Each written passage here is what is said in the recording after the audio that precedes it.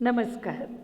जैसा कि पिछले अध्याय में हमने बताया था कि श्री कृष्ण हस्तिनापुर के लिए पांडवों का समाचार लेकर संधि प्रस्ताव लेकर जा रहे थे। तो श्री कृष्ण जो हैं शांतिपूर्ण बातचीत करने के लिए हस्तिनापुर पहुँचे। उन्होंने सात्यकी को भी अपने साथ ले लिया।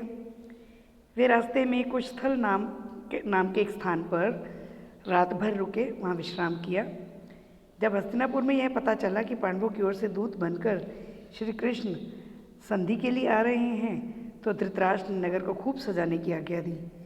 द्वारकाधीश श्री कृष्ण के स्वागत के लिए नगरवासियों ने बड़ी धूमधाम से तैयारियां की।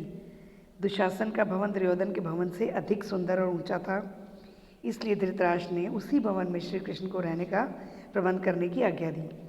श्री कृष्ण हस्तिनापुर पहुँचे और सबसे पहले धृतराष्ट्र के भवन में गए, धृतराष्ट्र से मिले, फिर उनसे विदा लेकर विदुर से मिलने गए।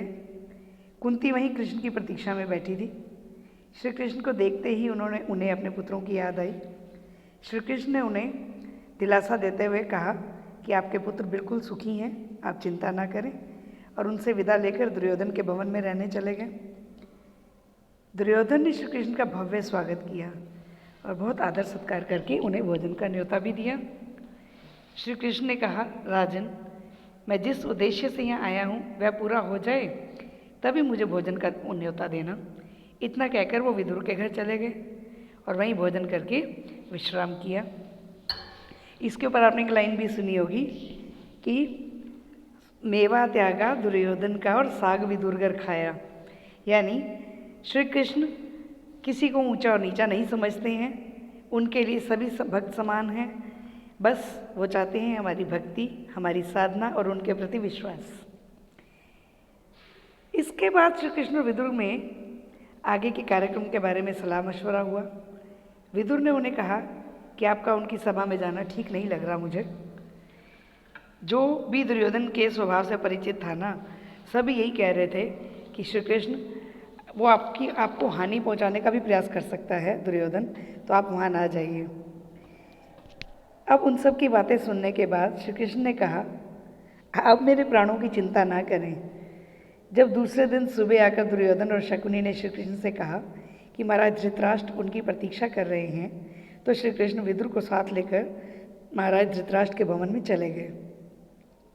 श्री कृष्ण के सभा में जब वो प्रविष्ट होते हैं तो सभा के सभी लोग भी उठकर बैठ जाते हैं, क्योंकि उठते हैं और उनका आदर सत्कार करते हैं। श्री कृष्ण सभी को नमस्कार करते हैं और आसन पर बैठ जाते हैं। राजदूत हो या कोई भी अतिथि हो, जो उच्च कुल का अतिथि राजसभा में आता है तो उसका सत्कार ऐसे ही किया जाता है। इसके बाद श्री कृष्ण उठे और पांडवों की बात सभा में रखी। वे धृतराष्ट्र की ओर देखकर बोले, राजन, पांडव शांति प्रिय हैं, लेकिन साथ ही वे युद्ध के लिए भी तैयार हैं। वे आपको अपना पिता समान मानते हैं, तो कुछ ऐसा उपाय करिए कि शांतिपूर्वक सारी बात निश्चित हो जाए और आप आदरणीय बने रहें। यह सुनकर धृतराष्ट्र बोले, हे सभासदों, मैं भी वही चाहता हूँ जो कृष्ण चाहते हैं। इस पर श्री कृष्ण ने कहा, दुर्योधन, मैं केवल इतना कहना चाहता हूँ कि पांडवों को उनका आधा राज्य लौटा दो और उनके साथ संधि कर लो। यदि यह बात आप मान जाते हो तो पांडव स्वयं ही तुम्हें युवराज और धृतराष्ट्र को महाराज के रूप में बड़ी आसानी से स्वीकार कर लेंगे। भीष्म और द्रोण ने भी दुर्योधन को बहुत समझाया, किंतु दुर्योधन ने अपनी जिद नहीं छोड़ी। वह श्री कृष्ण की बातों को स्वीकार करने पर राजी नहीं हुए। धृतराष्ट्र ने फिर से दुर्योधन को आग्रह किया कि वे श्री कृष्ण की बात मान लें, प्रस्ताव मान लें, नहीं तो पूरे कुल का सर्वनाश हो जाएगा। मैं तुम्हें अभी से चेतावनी दे रहा हूँ। तब दुर्योधन ने अपने आप को निर्दोष साबित करने की चेष्टा की, जिससे श्री कृष्ण जी को हंसी भी आ गई। तभी श्री कृष्ण ने उन सब अत्याचारों का विस्तार से स्मरण कराया जो उसने पांडवों पर किए थे। भीष्म, द्रोण आदि सभी बड़ों ने भी श्री कृष्ण के वक्तव्य का समर्थन किया। श्री कृष्ण ने यह भी याद दिलाया कि किस तरह से उसने तुम्हें गंधर्वों से छुड़वाया था, तो पांडव कभी भी तुम्हारा बुरा नहीं सोच सकते हैं। आप इस बात का विश्वास रखो। जब सभी श्री कृष्ण की बातों को समर्थन दे रहे थे तो दुशासन को बहुत गुस्सा आया। उसने दुर्योधन से कहा, भ्राता, लगता है ये लोग ना आपको कैद करके कहीं पांडवों के हवाले ही ना कर दें, कहीं आपको उनका दास ही ना बना दें। अच्छा होगा हम यहाँ से निकल चलें। इस पर दुर्योधन उठा और अपने भाइयों के साथ सभा के बाहर चला गया, जो कि असम्माननीय बात थी। इसी बीच धृतराष्ट्र ने विदुर से कहा, तुम जाकर गांधारी को सभा में लाओ। उसकी समझ बहुत स्पष्ट है और वह दूर की सोच सकती है। वो बहुत ही अच्छे विचार रखती है और दूरदर्शी है, तो हो सकता है दुर्योधन उसकी बात मान ले। तब विदुर ने सेवकों को आज्ञा देकर गांधारी को बुलाने के लिए भेज दिया। जब गांधारी सभा में आई तो धृतराष्ट्र महाराज ने दुर्योधन को फिर से सभा में बुलाया। दुर्योधन सभा में वापस तो आ गया, किंतु क्रोध से भरकर बैठा रहा वो अपने स्थान पर। गांधारी ने उसे कई तरह से समझाने का तरीके अपनाए, कई प्रयास किए, किंतु दुर्योधन ने उसकी एक नहीं मानी। उसने अपनी माँ को भी मना कर दिया और सभा के बाहर फिर से चला गया। बाहर सभा से आने के बाद दुर्योधन ने अपने साथियों से मिलकर श्री कृष्ण को पकड़ने का षड्यंत्र रचा। और श्री कृष्ण ने तो पहले इन सब बातों को सोच लिया था कि दुर्योधन कोई ऐसा चेष्टा जरूर करेगा, और उसकी इस चेष्टा को देखकर उन्हें फिर से हंसी आई। वो हंस पड़े। श्री कृष्ण उठे तो सात्यकी और विदुर भी उनके साथ दोनों तरफ खड़े हो गए। सभी सभासदों से उन्होंने आज्ञा ली और सभा के बाहर आ गए और कुंती के पास पहुंचकर सभा में जो भी वार्तालाप हुआ था उसका सारा हाल उसको सुना दिया। कुंती ने कहा, हे कृष्ण, अब तुम ही मेरे पुत्रों के रक्षक हो, तुम ही उनकी रक्षा करो, तुम उनके अंग संग सहाय रहो। श्री कृष्ण रथ पर सवार होकर तेजी से उपलव्य नगर की ओर रवाना हो गए। अब युद्ध अनिवार्य था। श्री कृष्ण के हस्तिनापुर से वापस जाते ही शांति स्थापना की जो थोड़ी बहुत आशा थी ना, वो भी खत्म हो गई। कुंती को जब पता चला कि अब तो कुल का नाश करने वाला युद्ध छिड़ेगा ही, तो बहुत बेचैन हो गई, परेशान हो गई। चिंतित और व्याकुल कुंती अपने पुत्रों की रक्षा का विचार करते हुए गंगा के किनारे पहुंची। कर्ण वहां पर प्रतिदिन संध्या वंदन करने जाता था। तो दोपहर के बाद कर्ण का जाप पूरा हो गया तो उसे जानकर आश्चर्य हुआ कि महाराज पांडु की पत्नी और पांडवों की माता कुंती उसके पास ही खड़ी हुई है। कर्ण ने बहुत ही आदर से और सम्मान से उनका अभिवादन किया और कहा, महारानी जी, आप आज्ञा दीजिए, कहिए मैं आपकी क्या सेवा कर सकता हूँ।